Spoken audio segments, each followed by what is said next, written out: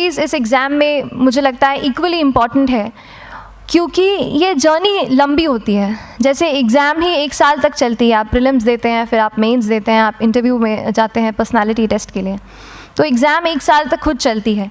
उसके पहले मान लीजिए आप 1 डेढ़ 2 साल पहले से प्रिपेयर कर रहे हो, तो ये जर्नी काफ़ी लंबी रहती है। उस जर्नी में मेंटली अपने आप को मोटिवेट रखना, अपने आप को बूस्ट करते रहना, वो भी इक्वली इम्पॉर्टेंट है। और इसीलिए अपने आप पर भरोसा बेहद ज़रूरी है। You need to have a faith in yourself कि अगर आपने इसमें कदम रखा है, अगर आपने सोचा है कि आप सिविल सर्विस एग्ज़ाम देना चाहते हैं और देंगे, तो आपको ये ठान के उसमें जाना है कि हाँ, मैं ये कर सकता या कर सकती हूँ।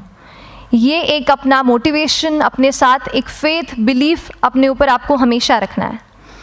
कमिंग टू प्रेपरेशन की कैसे तैयारी करनी है, बहुत सारी बातें आप सुन चुके हैं कि आंसर राइटिंग में कैसे करना होता है, आंसर राइटिंग का स्ट्रक्चर कैसा होना चाहिए।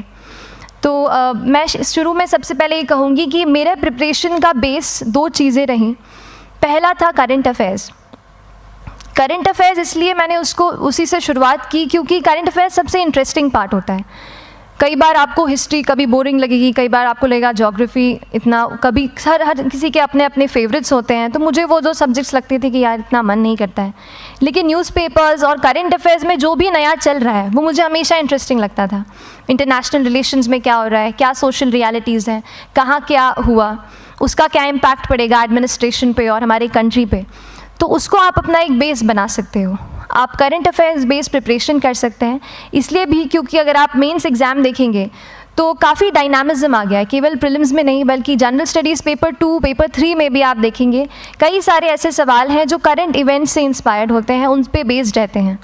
तो जब आप न्यूज़पेपर बेस्ड, करंट बेस्ड पढ़ाई करते हैं तो वो आपका प्रिपरेशन वहाँ से भी कवर हो सकता है।